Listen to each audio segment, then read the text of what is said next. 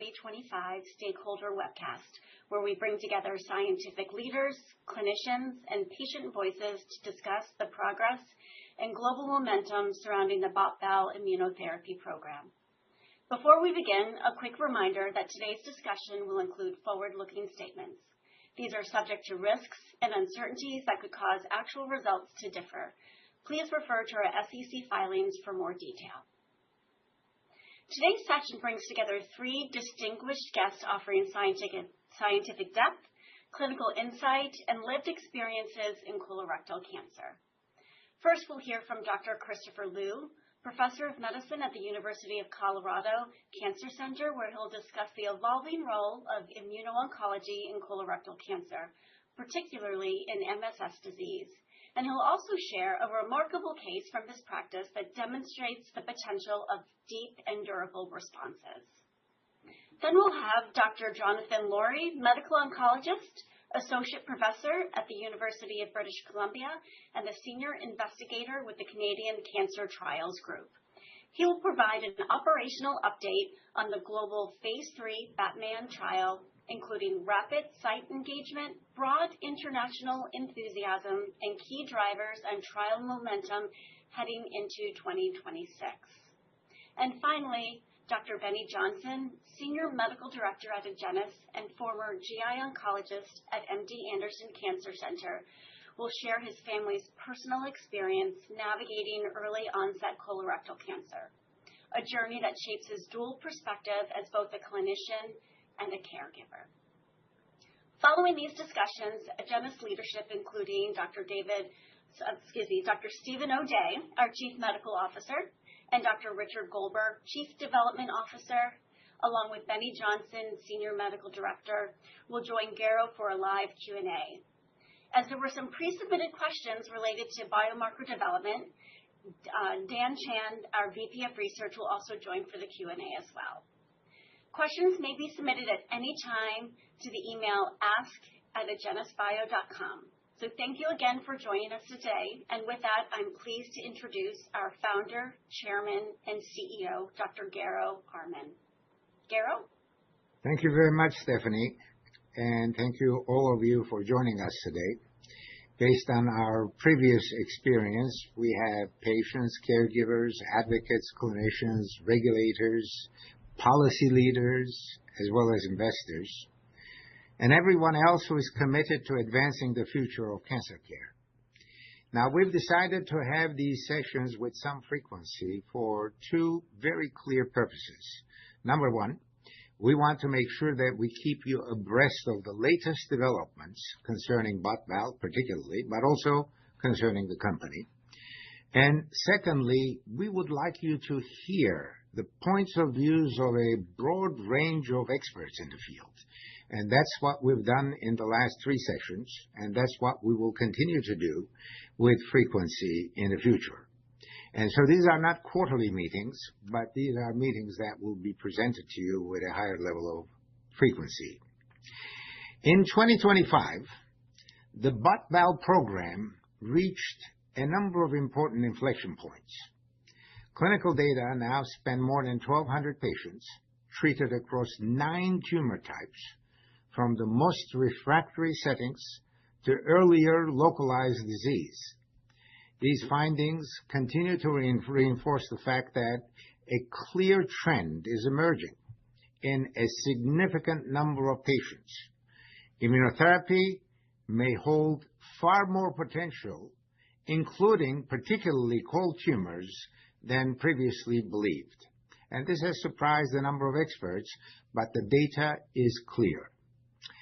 MSS colorectal cancer is among the clearest examples of this. For years, this disease was considered largely unresponsive to immunotherapy. By the way, when we talk about MSS colorectal cancer, this accounts for well over 90% of colorectal cancer patients in the U.S. and across the world. So this is the substantial chunk of colorectal cancer patients. But this past year has brought forward new signals, with our experience certainly, in both refractory and earlier stage settings, as I mentioned before. We're seeing meaningful responses, and these are durable responses, and we're seeing them consistently across multiple centers around the world. And of course, one of the concerns is that if your data is only from one or two centers, perhaps there's the risk of cherry picking. But we're now talking about dozens of centers in 3 different continents. These findings clearly challenge the long-held assumption, and that opens the door to new possibilities for patients with chemo-free treatment options. For all of us at Agenus, this work is deeply personal, as you'll hear from the interview with Benny Johnson, who is also here live today. Every patient and family navigating this disease reminds us that why progress must continue with a high sense of urgency. Today, you'll hear from 3 leaders, as Stephanie talked about, who reflect the scientific, operational, and human dimensions of this work.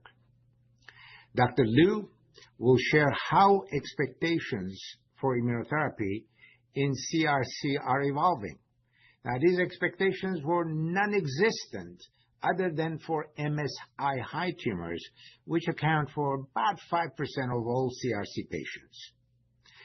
He's going to share a case from his practice with a hepatocellular carcinoma patient, and I'll let him, of course, describe his experience with this, which is a remarkable outcome. Dr. Laurie will describe the extraordinary global mobilization behind the Phase 3 Batman trial.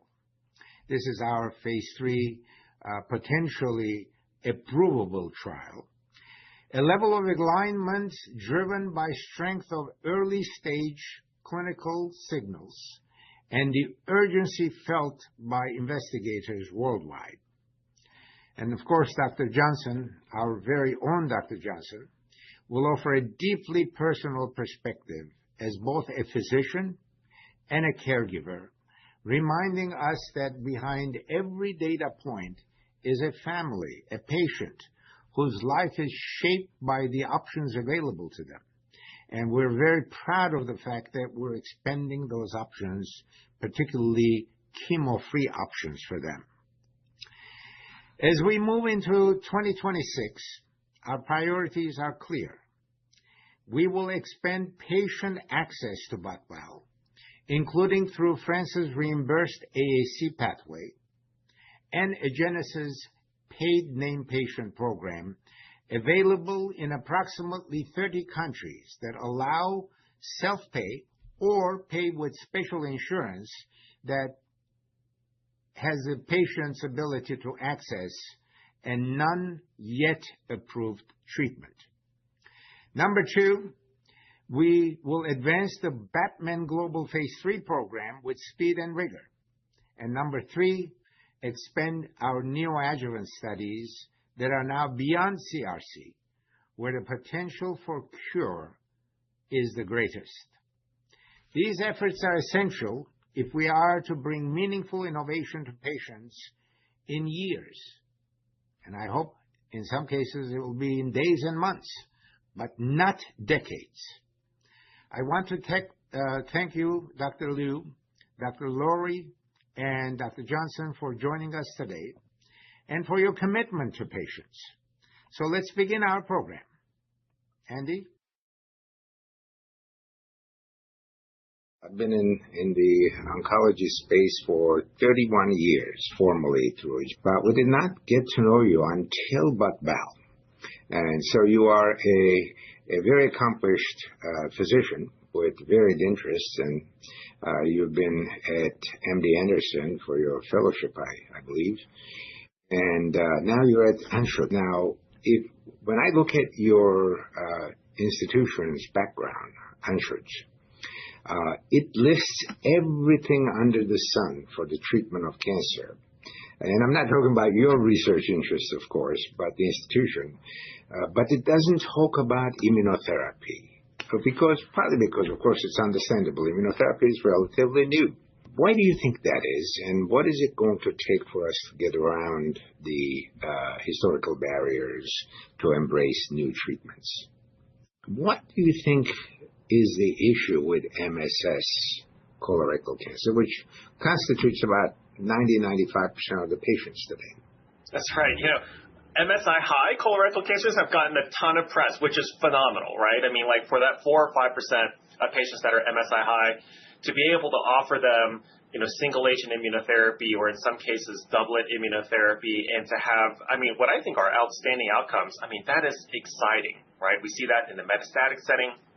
We see that in the neoadjuvant setting, in the curative setting, particularly with locally advanced rectal cancers. But just like you said, 95 to 96% of our patients with metastatic colorectal cancer will be microsatellite stable. And of course, the issue there is that when we've done studies with pembrolizumab or nivolumab or even nivolumab and ipilimumab in this subset of patients, the 96% of patients that are microsatellite stable, we know that the responses have been virtually zero, right, for lack of a better term. It's just really not been effective. And the reason why is because when you look at MSI high cancers, the T cells are there. You can even look inside the tumor and they're lymphocytes, right, that are infiltrating into the tumor. But when you look at microsatellite stable colorectal cancer, it is the perfect definition of an immune desert. There are no T cells. It seems like there's very little upfront immune activation. And so the way I describe it is that for microsatellite stable colorectal cancer, it's like having a dance floor, but nobody's on the dance floor, right? You're turning up the music louder and louder, but there's nobody dancing because there's nobody there. To use the same analogy, in MSI high colorectal cancer, it's like you have the dance floor and there are a ton of people already there. You just got to start the music. And it really just shows you there's a very, very distinct difference in the tumor microenvironment between the majority of our patients, microsatellite stable, and our patients that have MSI high colorectal cancer. What you're seeing in the small group of patients who have MSI high colorectal cancer is nothing short of a miracle, right? So then how do we repeat that miracle? Yep. I think we were very fortunate at the University of Colorado to be able to be involved early in drug development for BOT/BAL. And, I think that when we initially started the phase 1, I think there was some healthy skepticism in terms of, what we may or may not see, right? Just based off of the mechanism of action. We just kind of wanted to see, okay, well, what are some of the responses that we're seeing with this combination? And I think one of the things that really just impressed not only me, but our entire team, our entire phase 1 unit, were some of the responses that we're seeing. And what we are talking about are really kind of two things. Whenever patients have really refractory cancers, you really want to, focus on response rates because that's a very, very early endpoint. But our patients just feel better, right, when they have less tumor burden. And so when we are seeing dramatic responses, that's always exciting. Patients are excited. They're feeling better. CT scans are looking better, and you can show them, right, the difference before and after, and we are seeing that with BOT/BAL. And then the second thing is the durability of response. It's no fun at all for any patient or any provider to have a response that lasts for 2 months, because 8 weeks after you started treatment, you're super excited, and then like literally 16 weeks after you started treatment, everybody's super, super upset and sad, right? And so it's response, and it's the durability of that response, because if you see that great response to a treatment and it goes on for a really long time, that's the win, right? And so when we started seeing that early, right, in the drug development of BOT/BAL, it was unbelievably exciting. I had a patient with severely refractory hepatocellular carcinoma, liver cancer. And immunotherapy is actually used up front for the treatment of metastatic liver cancer, HCC. And so this patient was started on atezolizumab and bevacizumab. She didn't respond at all. She started on a second-generation tyrosine kinase inhibitor that targets VEGF. We tried lenvatinib. That didn't work. And by that time, she had this mass that was in her abdomen that literally you could feel. And with each subsequent therapy, the immunotherapy, the targeted therapy, even the other phase 1 clinical trial, we saw continued growth of this tumor. It was causing a ton of pain, so she reported kind of continuous 7 out of 10 pain. That's really unacceptable. And we also knew that, if this thing is going to continue to grow, eventually it's going to block the bowel or, even potentially protrude out of the skin. And so usually in that case, as oncologists, we're going to recommend hospice because we expect in the next couple of months that maybe, there would be a really, really unfortunate or bad outcome. And I think my patient kind of understood that as well. But she was eligible for BOT/BAL. We put her on the phase 1. And really, this is the last Hail Mary attempt. We knew, if this didn't work, we were absolutely going to send this patient to hospice, where the life expectancy really would be measured in months. And just after a couple of doses, you could actually feel this thing in her abdomen. Her pain went from a 7 out of 10. After literally 4 weeks, it went to a 0 out of 10. It was unbelievable. Her AFP, alpha fetoprotein, which is a tumor marker that we measure in the blood, it was literally 200,000, right? Normal, you don't want that thing to be above, single digits, right? And that had completely normalized after 2 months. One of the most dramatic responses I've ever seen in my entire life. And the thing that was so gratifying about it is that the patient her pain was gone, right? When you looked at the imaging, all that was left was this shell, right? Kind of what I assume is just fibrotic or scar tissue. The amazing thing about this patient is that she was going to hospice. 2 years later, after being on the BOT/BAL study, she came off study because that's protocol, and she hasn't required treatment for her cancer now in over 2 years. And this really kind of shows you, number one, exactly what we're talking about, response. Patients feel better. Number two, the durability of response. And for all intents and purposes, with a normal AFP, a normal scan, no treatment in a 1.5 to 2 years, we're effectively talking about cure of a disease that would have probably given her only a couple more months to live. Really just one of those things that you'll never forget as a physician. Just an honor to be part of it, a life saved and literally a life cured. And there's stories like this across all investigators that have had experience with BOT/BAL. Wow.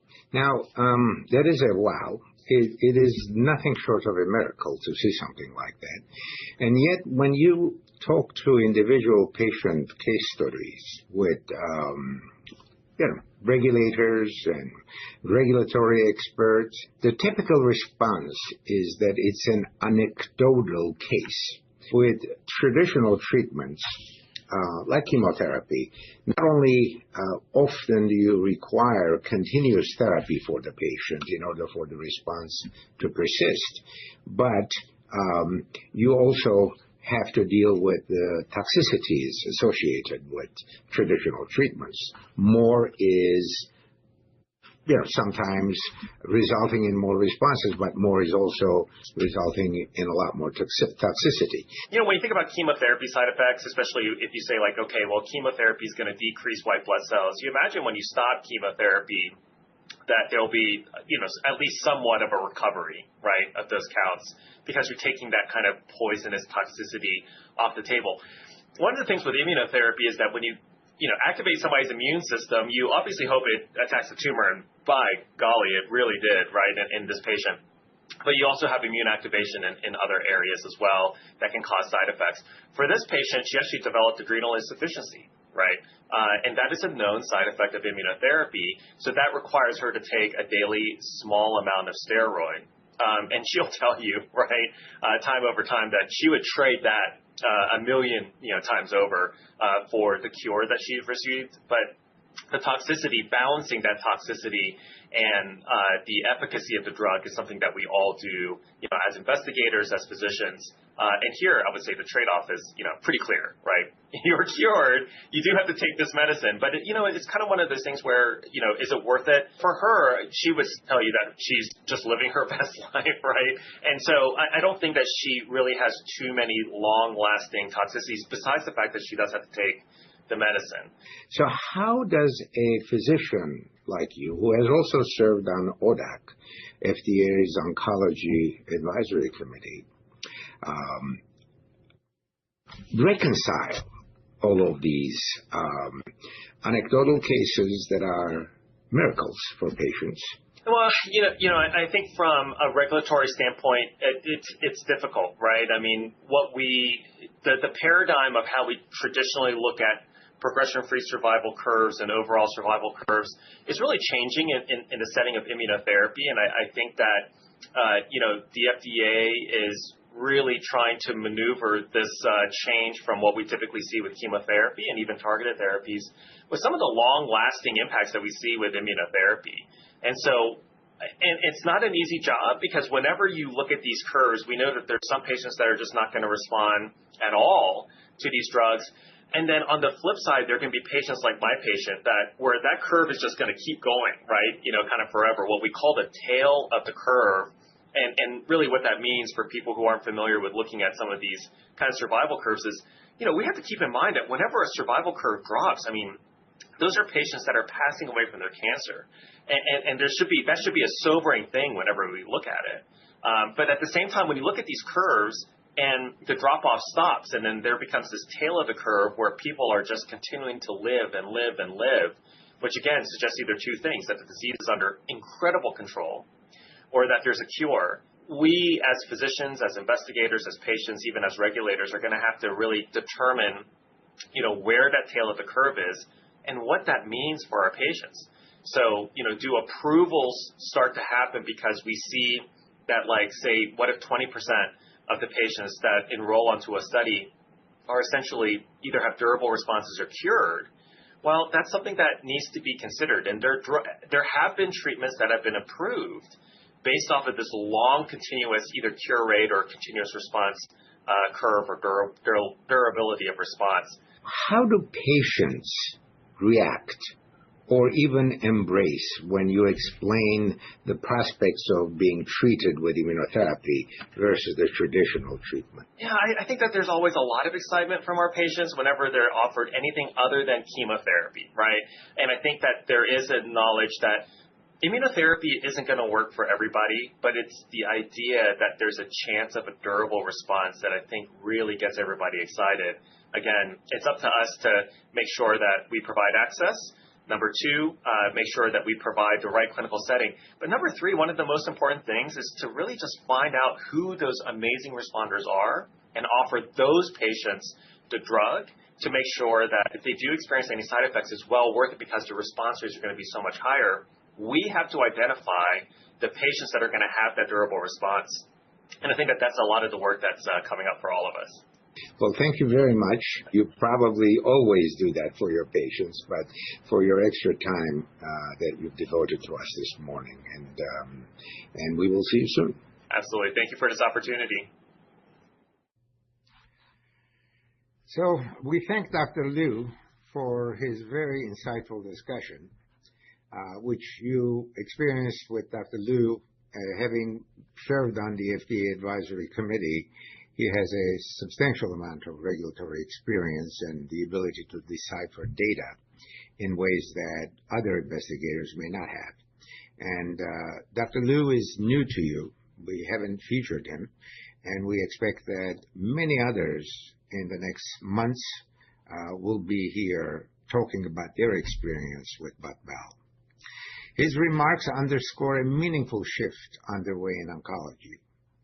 As clinicians observe responses in diseases like MSS colorectal cancer, typically unresponsive to not just immunotherapy, but poorly responsive to other treatments, particularly in the metastatic setting, and the fact that we have to move very quickly with a high level of urgency, this sentiment is growing. It's increasingly clear that immunotherapy will play a role in this and other disease settings. The question now is how quickly can we bring these advances to patients? So few people have had a closer view of this momentum than Dr. Jonathan Loree. Dr. Jonathan Loree is one of the lead investigators for our CCTG trial that has gotten underway, actually, working with the Canadian Cancer Trials Group, that is the full name for CCTG, and partners across Canada, France, Australia, and New Zealand, where the trial is going to be conducted and the patient recruitment is going to take place. He has helped drive one of the fastest moving global trial efforts we've seen. His perspective reveals not only the scientific promise, but also the operational readiness and enthusiasm from investigators around the world. And let's turn now to that discussion. Hello, John. Dr. Laurie, thank you very much for being with us today.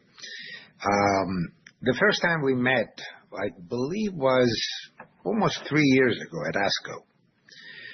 You and Chris had come to meet with us, with our team, and you made a very, very strong case as to why CCTG, along with the interest of your colleagues in Canada and elsewhere, would be the best candidates to enroll patients in this trial. Yeah, the Canadian Cancer Trial Group had recently finished at the time a clinical trial evaluating different immunotherapy compounds, durvalumab and tremelimumab, in a trial called CO26. This was a phase 2 trial, and it was weakly positive, but it wasn't something that moved to a phase 3 trial. And we thought that this is a population that really there's an opportunity for there to be benefit for immunotherapy. But then when we saw the data with botensilimab and balstilimab, it really stood out as something that was exceptional and different. And when we thought about the phase 3 trial and something that should move forward in the same population, they really stood out as the agents that would be ideal. We had a strong track record in Canada for that trial, the CO26 trial.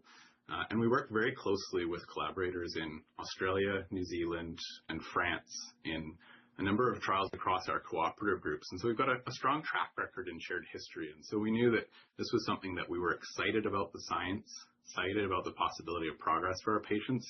We had the capacity across our networks and a shared history that we could really do this trial efficiently and do it at a level that was going to be important to move this as something that would evaluate it properly for moving into the clinic. Typically, in colon cancer, you don't really look at immunotherapy as an option. John, what is the sentiment from the field, your close circle of hospitals and investigators? What are they thinking, and what's the level of early receptivity?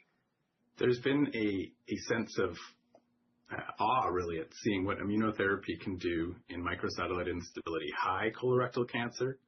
We've seen just how dramatic that effect can be.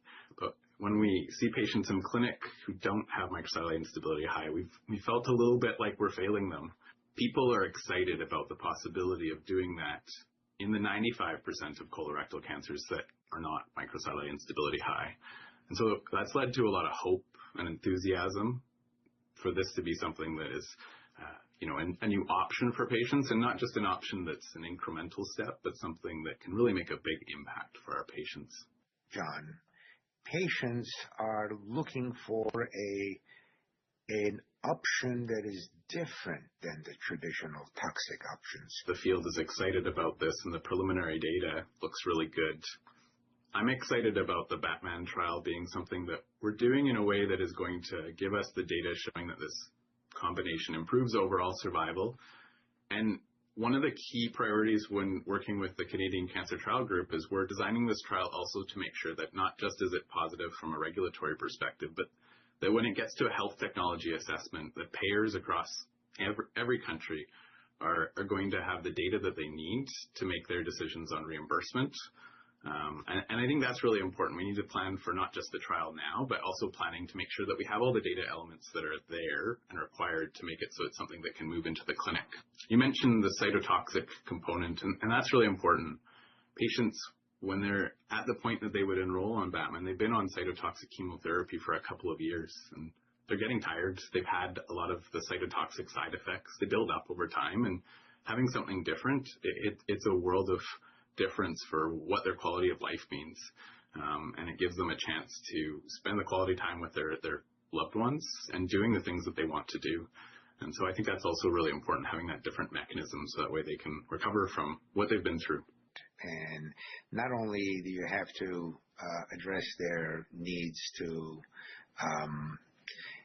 have a longer life, but you said a better quality of life. Yeah, that's a major thing that patients tell me in clinic is that they want to live longer with their cancer, and they want to live well, and they want to be able to do the things that they used to do before their cancer diagnosis. And having that long curve, that's amazing and super exciting, but also being able to see patients in clinic and have it be a good visit, a visit that's about kind of the successes that have happened, and less about the toxicity. I think that's a really impactful opportunity with something that has not those cytotoxic side effects, as you mentioned.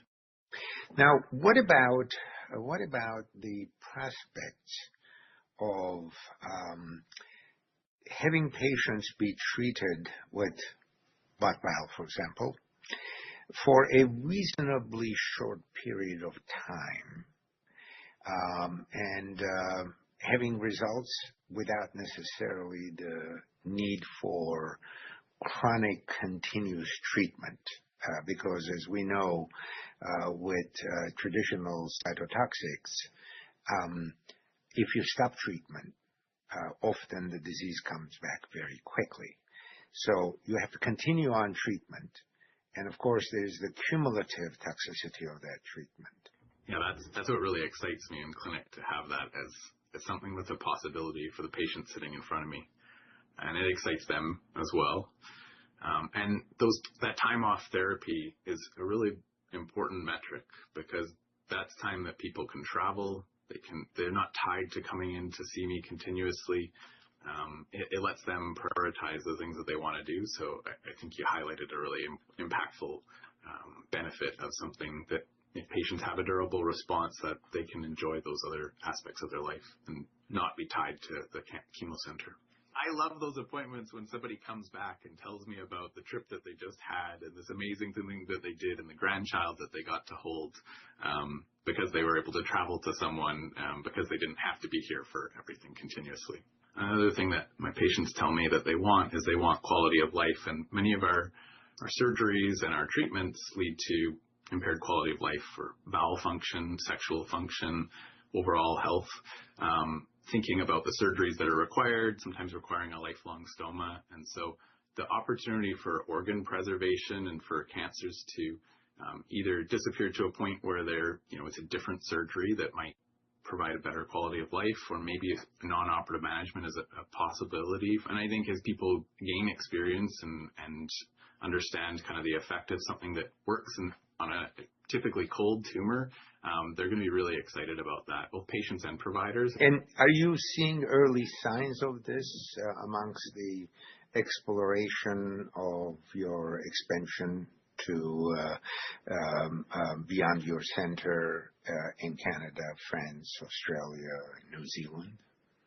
Yeah, I hear from investigators all over the world, where are things at? We're excited about this. Can we be part of this? And so I think that the momentum is incredible, and that's quite an exciting thing to be a part of. And I'm very grateful also with all the things that have helped make that momentum possible. There's great collaboration, both with the clinical development team at Agenus, but with our clinical colleagues across these cooperative groups. We have this shared history that's really rich over the past 20, 30 years, where we've done lots of trials together. That's wonderful to hear, actually. So when we started the trial efforts, John, we said, well, how quickly can we gear up to get this thing started? And if you can give us a sense of what has really driven the speed with which we have arrived to where we are, and the level of excitement that has driven the speed, and how quickly your organization has geared up to put all the elements in so that the first patient in can be accomplished as quickly as possible. You highlighted a really key word, and that's enthusiasm. I think there's a lot of enthusiasm amongst sites and the central offices and our patients because of the data that they've seen to date, and because this is a group that really needs something new. We see so many patients who are still well, and they've run out of treatment options, and they need more things in our toolbox, and they need different things. We've talked a little bit about potential side effects that can happen from chemotherapy. This is a different drug that affects patients differently.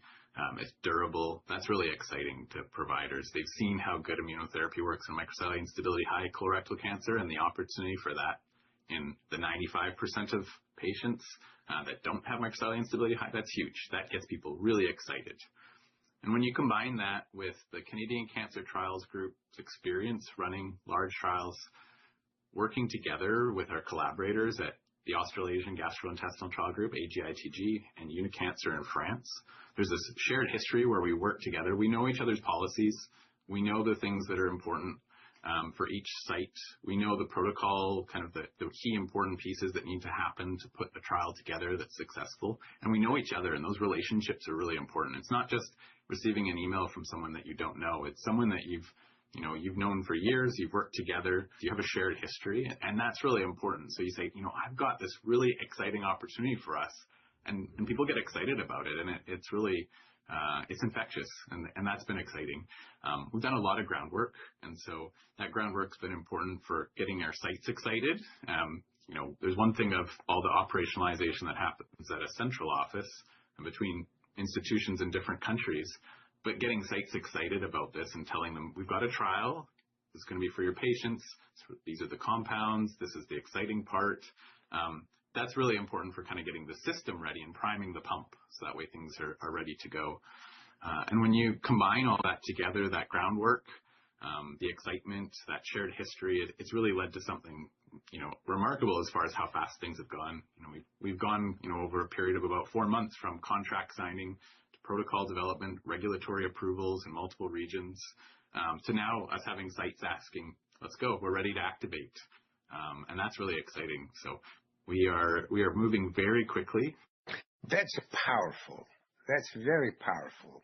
Thank you very much for that. And all of this obviously catalyzes a process by which we can achieve enrollment quickly and collect the data on the important endpoints. And we appreciate your being a major driver of the Batman trial, and we are very excited about working side by side with you to make sure that we complete enrollment quickly and that we also get the readout from the trial as quickly as possible for the benefit of our patients. Thank you. Thank you.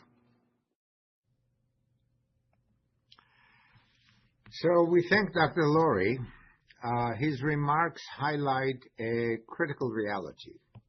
And as he said, and others have said, patients around the world are looking for treatments that extend life, but also importantly, allow them to live without the burden of traditional treatments like chemotherapy, which could have lifelong impact on the quality of life.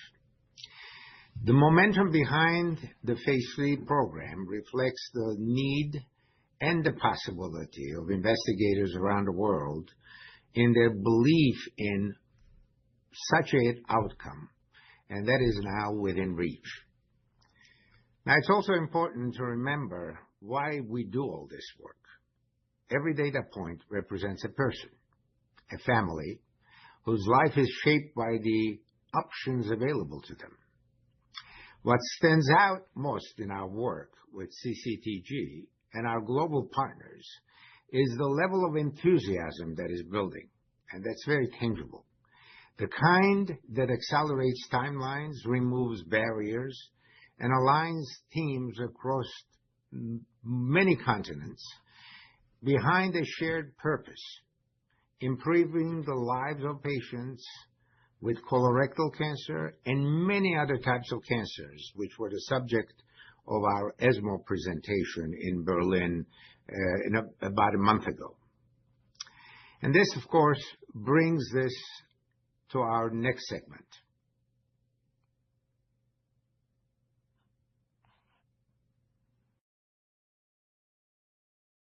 Our next session is with Benny Johnson. Benny Johnson joined us a little over 2 years ago from one of the world's most renowned cancer centers, MD Anderson Cancer Center in Houston, Texas.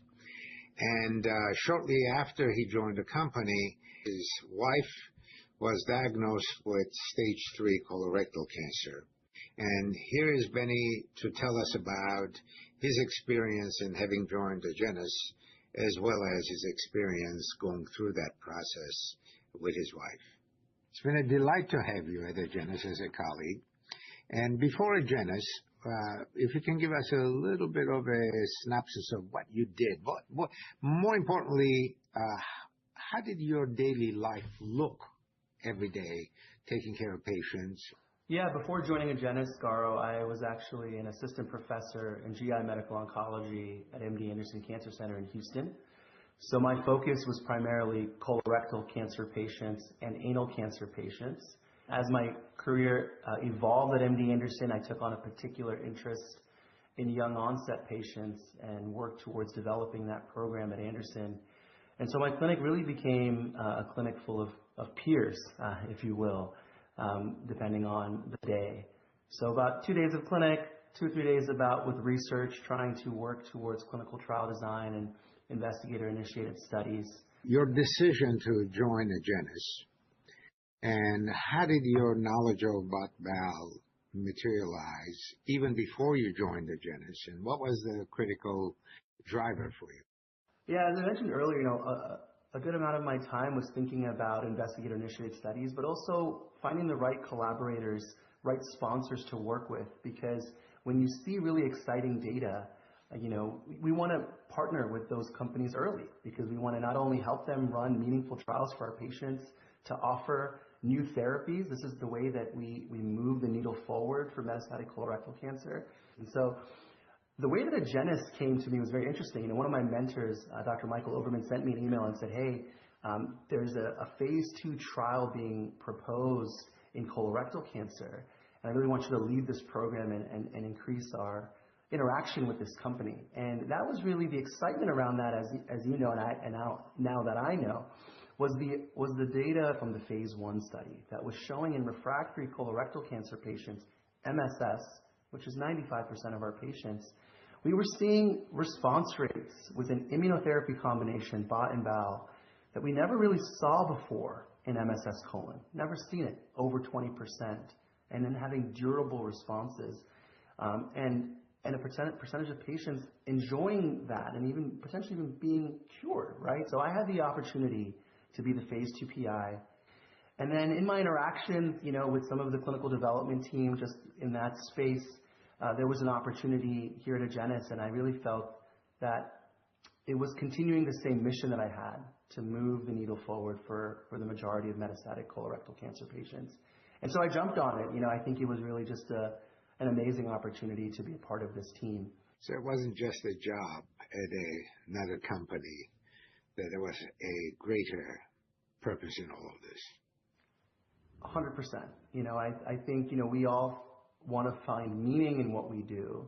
And, the experiences that I had at MD Anderson were, really formative for me. And then having the opportunity to then take a really powerful combination and think critically and work with a really talented team here at Agenus to push the boundaries and bring it to more patients sooner was really, an opportunity that I wanted to dive into, to have that experience to help many patients with colon cancer, not just the few that I see in my clinic, but a global need, and being a part of that. So you join Agenus, and then you get hit with a personal challenge. And of course, you come from a medically sophisticated family, including your wife. How does that factor into your decision-making to deal with that challenge? I would say about 4 months after joining the company, this is when we found out that, that my wife was diagnosed with a sigmoid colon cancer. And leading up to that point, when we actually received the diagnosis, we both knew something wasn't right. She had some symptoms of just, GI symptoms that were new, change in bowel habits that were new, periodic bleeding. And we both were, without saying it to each other, we knew there was some urgency in getting to the bottom of this. And so actually, Garo, for many weeks, the two of us actually never said what we were thinking aloud to each other.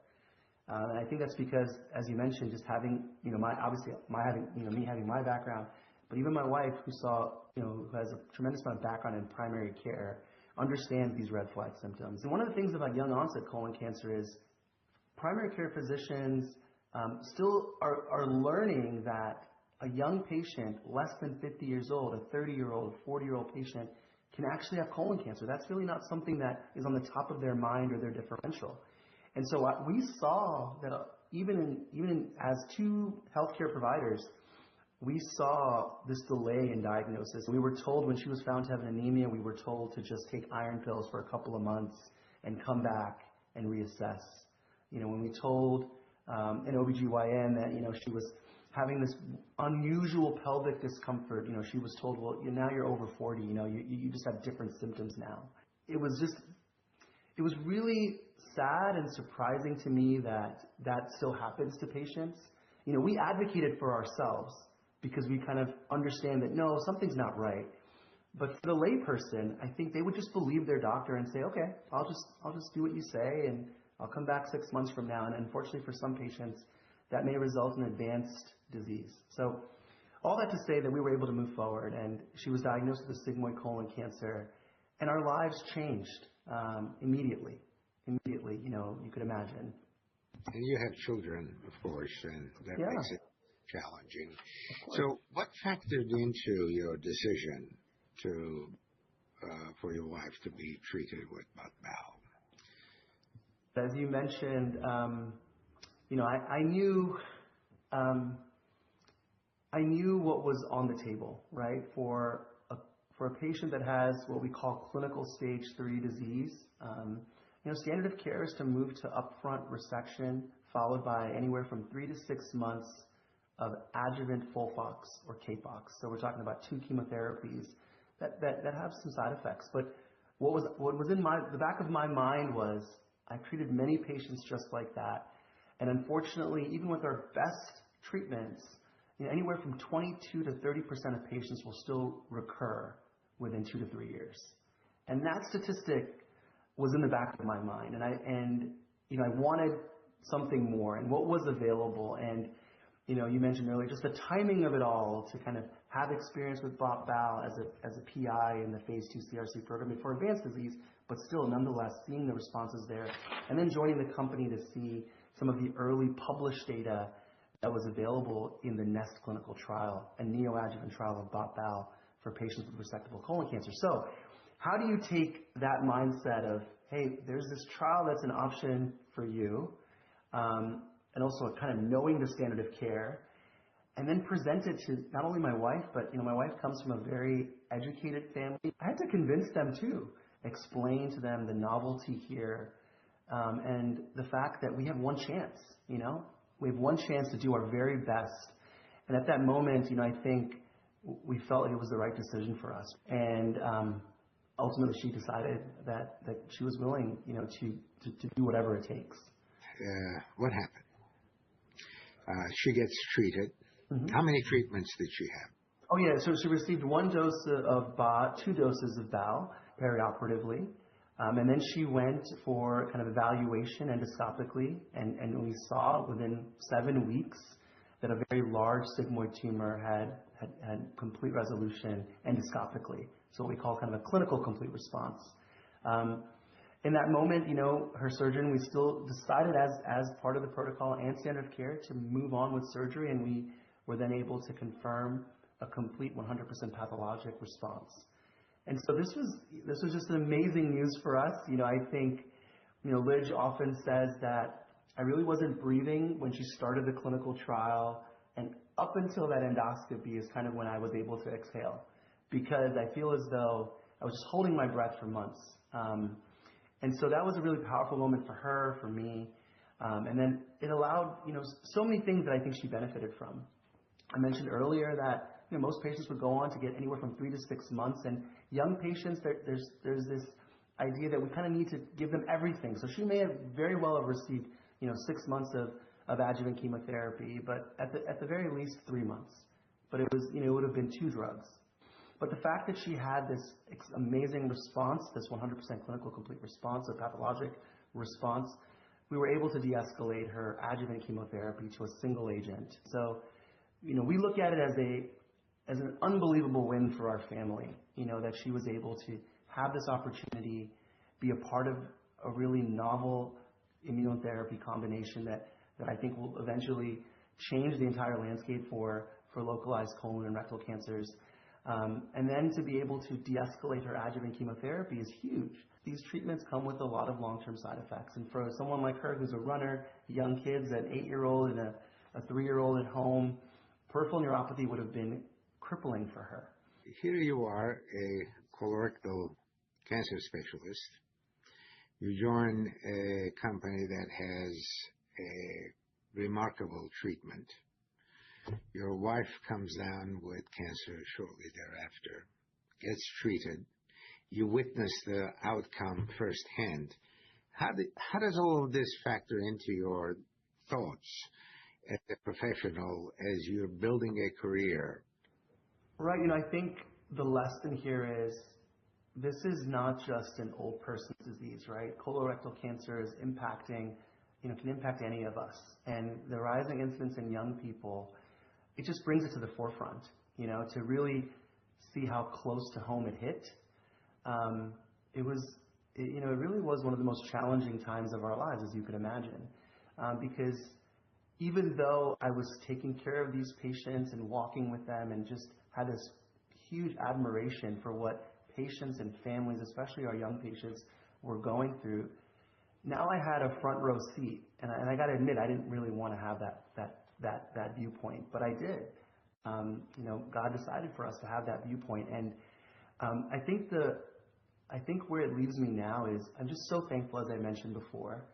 I've been able to see BOT/BAL on all sides of the development, if you will, as an investigator, now here at the company developing it further. But, Lydia's story is one of many other stories as we see the mature NEST data that will be published soon. This is an amazing story that's not just impacted her as a one-off.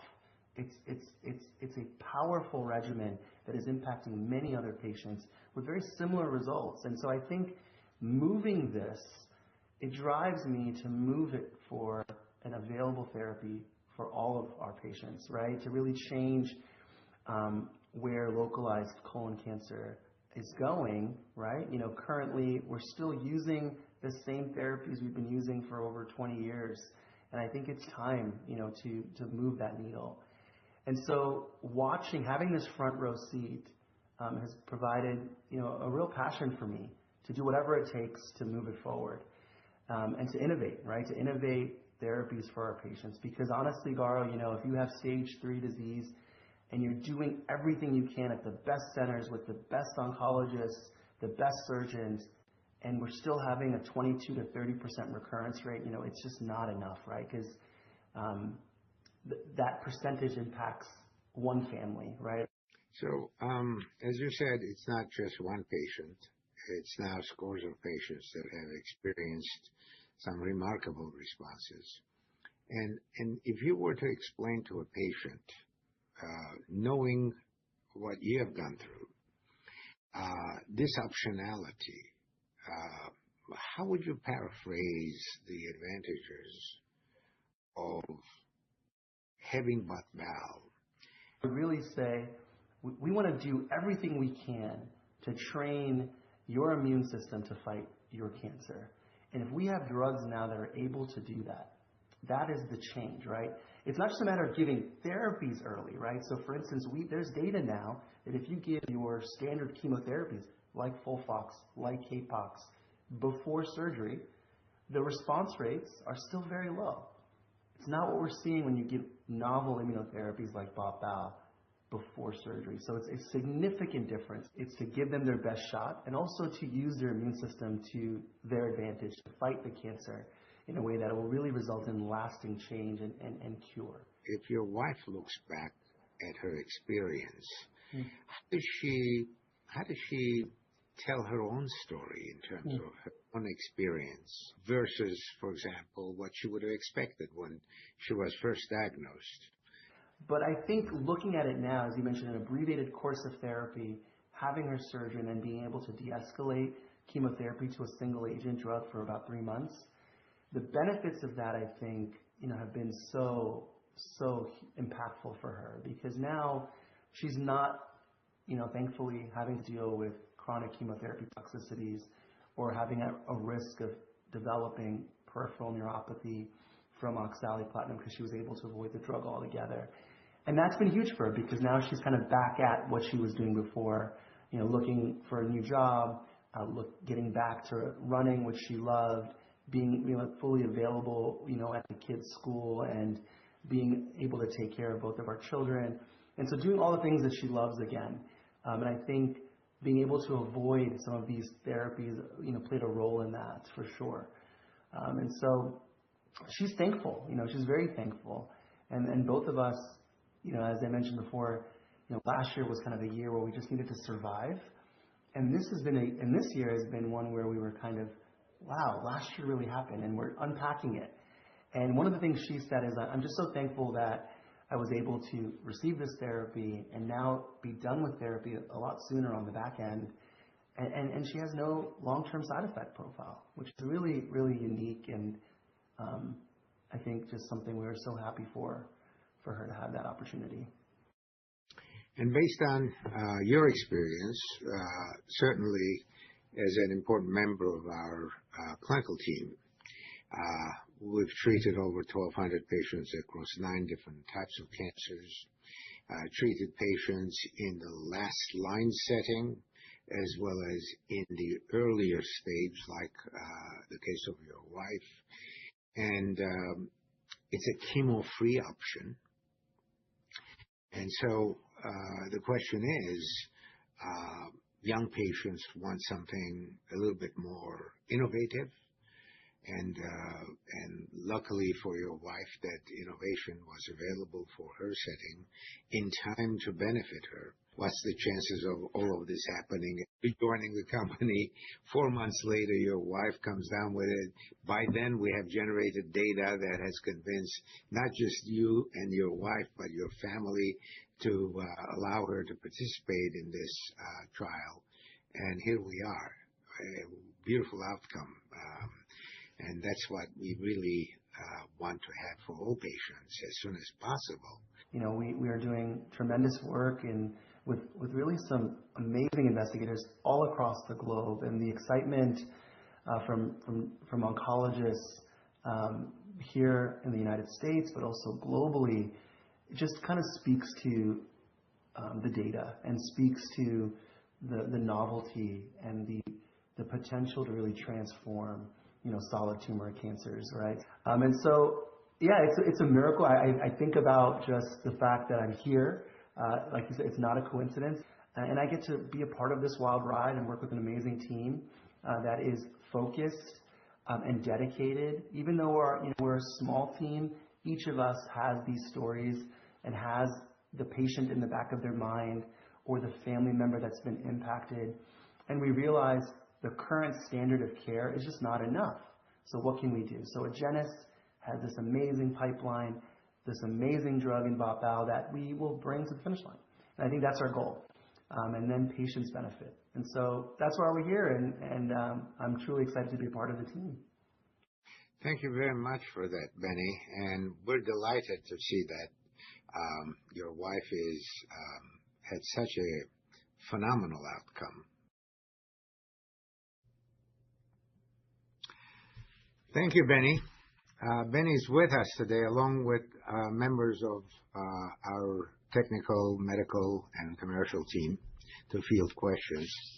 But we appreciate your transparency, Benny, and sharing such a deeply personal journey with us. Your family's experience reminds us of the importance of the urgency, as you stated, of patient access to a treatment option like BOT/BAL. Taken together, today's discussion reaffirms the importance of our mission. Number one, patients need better options. 2, the path forward is becoming increasingly clear. With that, we'll now turn to your questions and continue the conversation with our leadership team. Stephanie, take it away from here.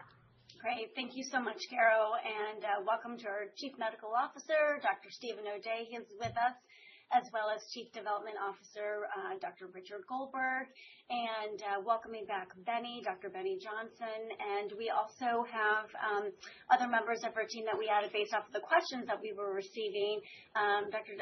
Dan Chan is with us as well, our VP of Research. And I believe that we were able to get our Chief Commercial Officer, Robin Taylor. I think he was trying to come back through travel. So thank you all for joining us today. With that, I'm going to jump right in because I'm noticing the time, but we did have some questions that were submitted from our call in October that we didn't get to, and I'm going to give these questions to Dan. Some of these questions are related to our partnership and our collaboration with Noetic. So we announced that quite a couple of months ago, and there were some questions related to, is there anything that has come out of that, or can you share what the status of that work that's being done with Noetic and their AI platform? Yes, thank you, Stephanie. So this is Dan Chan, I'm the head of research at Agenus. So our collaboration with Noetic is focused on identifying biomarkers that can predict response to BOT/BAL. And while these studies are still ongoing, I'm very excited by the early results that we're seeing, because now we can distinguish, or starting to distinguish at the molecular level, responders from non-responders. And as you can imagine, as this data matures, it will empower us to for patients that are most likely to benefit from BOT/BAL. Now, we do expect to share these findings with the broader scientific community as the data matures, so stay tuned. We're hoping to have that shared as early as next year. Thank you, Dan. And while you're on the line, there was another question that I think would be appropriate for you to answer as well, is that is there any plans of looking at other specific biomarkers that may come out?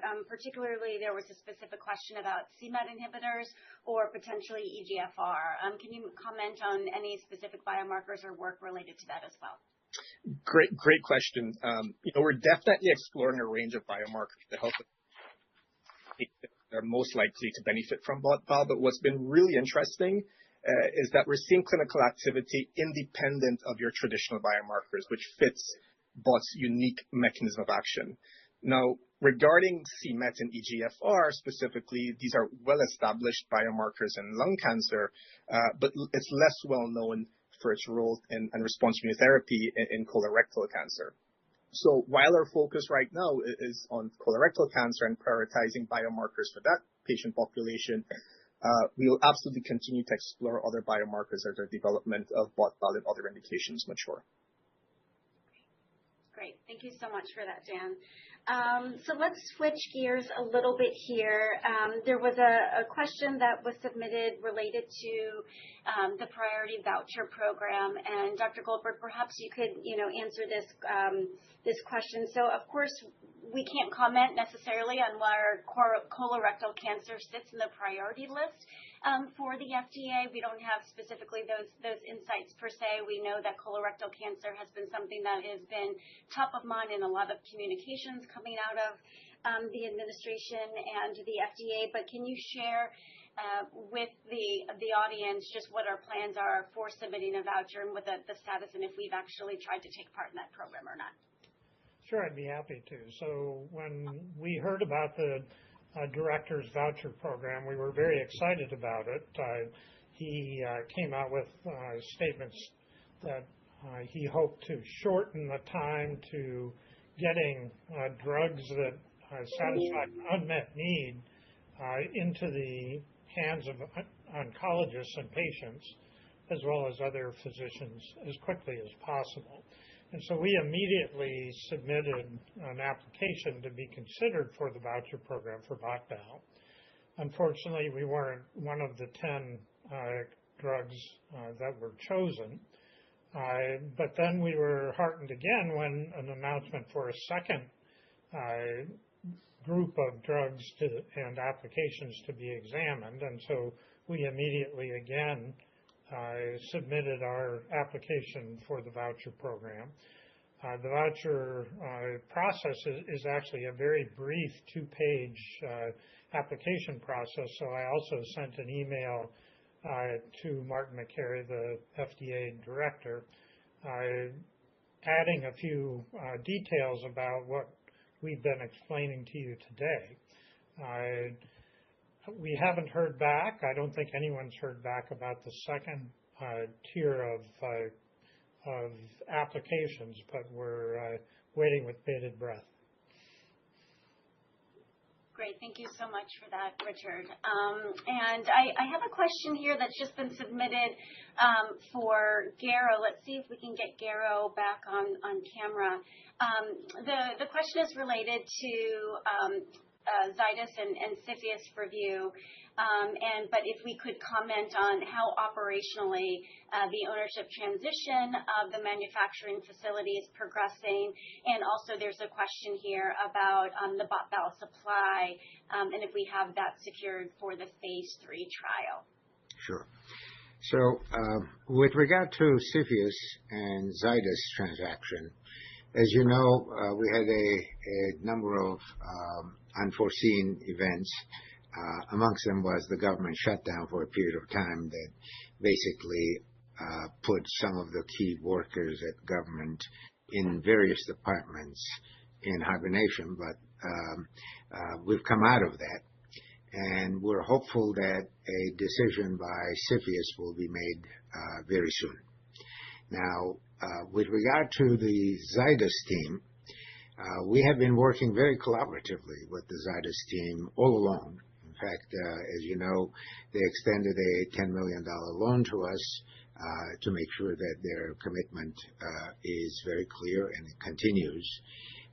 We continue to work collaboratively with them. We will continue to work collaboratively with them post the closure of the transaction. By the way, once CFIUS clears the transaction, we expect in less than a year, that was a big slip, in less than a week from the CFIUS clearance, we'll be able to close the transaction. We've geared up for it.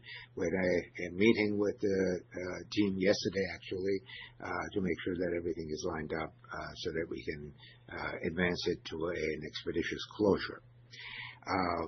And as you know, after the transaction, we will be a very big beneficiary of the collective resources of the Agenus team that's in existence, as well as the Zydus team that's coming into place. Now, with regard to supply, we have a substantial amount of bot supply in the form of drug substance. And that drug substance could be converted to drug product very, very quickly. However, we have separate from this drug substance, which could be enough to treat tens of thousands of patients, and you can extrapolate from that what the potential revenue is upon approval of bot-bal.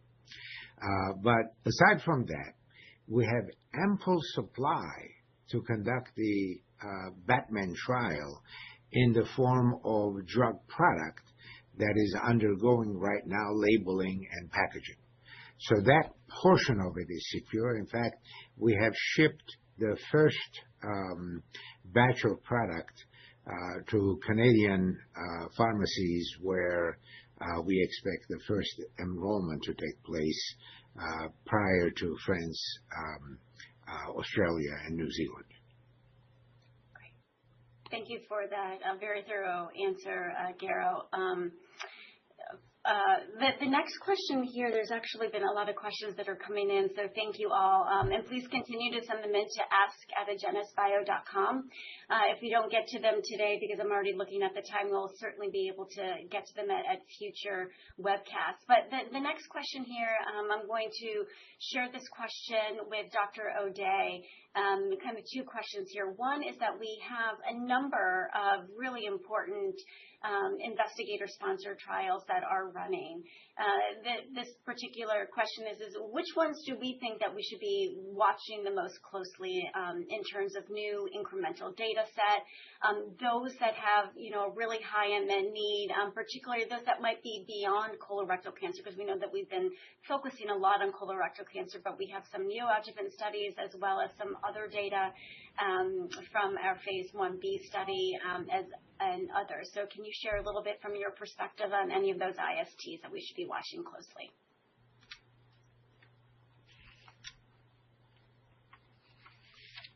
Stephen, I think you're still on mute. Perhaps can you double check? Thank you.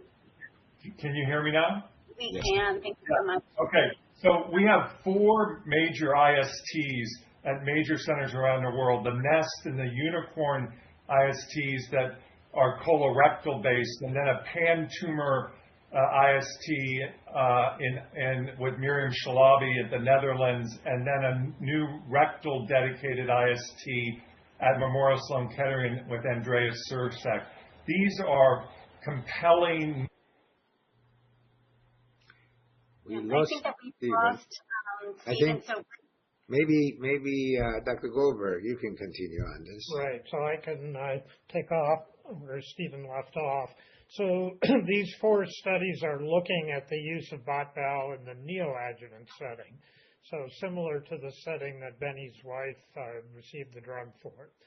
And what we're seeing in initial studies are broad activity across colon and rectal cancers, as well as other cancers where adjuvant and neoadjuvant treatment is commonly given. So we're excited about data coming from the Netherlands in triple-negative breast cancer. And as a consequence of this, we're putting together future potential indication granting studies, phase 3 studies, particularly in colon cancer. We also had a meeting with the FDA previously in August for rectal cancer. And it makes sense that the real power of these immune activating agents is going to be in patients with lymph nodes intact, because the source of immune cells in many cases is the lymph nodes, and lower tumor burden. So we're really bullish on the potential to make a real difference here. And that follows in the pathway that Dr. Sursek blazed with her initial trial in MSI-high rectal cancers, where 100% of her patients had complete responses in the MSI-high setting. But of course, we're treating mostly patients in the MSS setting here, although some patients have been treated with MSI-high tumors, and we've seen similar dramatic activity to what she's reported in her initial trial. So stay tuned. We're very hopeful that this will change the paradigm in the management of colon cancer and potentially other cancers. Thank you so much for following up on that, Richard, and it looks like we have Stephen back. A follow-up question, so perhaps, I don't know, Richard, if you have the insight of this, there was some questions specifically on the neoadjuvant or early line studies. Is there any update or any indication that you can share about when we might be anticipating having any of that data shared in publications or at upcoming congresses in 2026? So at this point, that data is maturing. We did have an update last spring that is in the public domain. The trial at Sloan Kettering is accruing very quickly, but the data has to mature and patients have to complete their treatment before we have more knowledge of that. The data in the Netherlands Cancer Institute group is expanding as they're accruing more patients across the various indications. So it probably will not be until ASCO of next year that we would have an update on these data. So stay tuned. Great, and we'll be sure to keep everybody posted when we do have a better idea of those abstracts or that data being available, either through manuscripts or through Congress presentations. Given the time, I want to be really respectful of everybody's time. I'm actually going to turn it back over to Garo to close out the call. We do have a number of submitted questions that we didn't get to, but just like what we did this time, we will keep them together and make sure that we do address them at our next opportunity, our next webcast or earnings call. So with that, I am going to turn it back over to Garo to close out our call, and thank you all for joining us today. Thank you very much, Stephanie. And I also want to especially thank our participating clinicians as well as our team and all of you who have joined us today. What we're heard through this session from Dr. Liu, Dr. Lori, Dr. Johnson, and members of our team points to a profound shift which is underway in not just colorectal cancer, but in all cold, warm, or hot cancers. This scientific insight that immunotherapy can work in those types of cancers has very important global implications in the way we manage patients. We've discussed the personal stories, patients who have experienced this, their patients' family members, and all of this reinforces the fact that there is an unmistakable truth. Patients urgently need better options, and we are closer than ever to delivering them. I mean, who, after all, would not want to have a chemotherapy, a debilitating, treatment-free, mutilating, surgery-free option? And potentially, this is what we're heading towards. This year, we've seen encouraging signs across multiple fronts. Consistent clinical activity across refractory and earlier stage settings, and that story is growing. Our global phase 3 trial has been launched with unprecedented collaboration and speed with one of the leading organizations, CCTG, and the principals, including Dr. Lori, who you heard from today. Stories of real patients and families whose lives have been changed by access to this innovative therapy. And these are not abstract accomplishments. They are reminders of what is at stake and what is possible. As we enter 2026, we're committed as a company and as a team to continuing to advance the BOT/BAL program with the highest sense of urgency.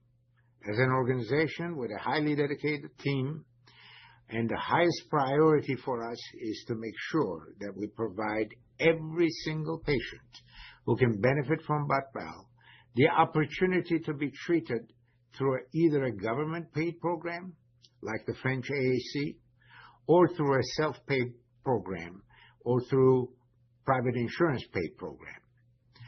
And of course, we will engage closely with regulators, with a near-term emphasis on ex-US regulators in pursuance of approval. To all of you, patients, clinicians, advocates, partners, and shareholders, we thank you. Your engagement strengthens our ability to success and our ability to make sure that patients and their families have access to less toxic treatments, and patients, of course, who desperately need less toxic and more effective treatments. We look forward to our future sessions, updating you on the progress that we're making in months ahead. Thank you very much. We wish you and your families a healthy, happy, and joyful holiday season.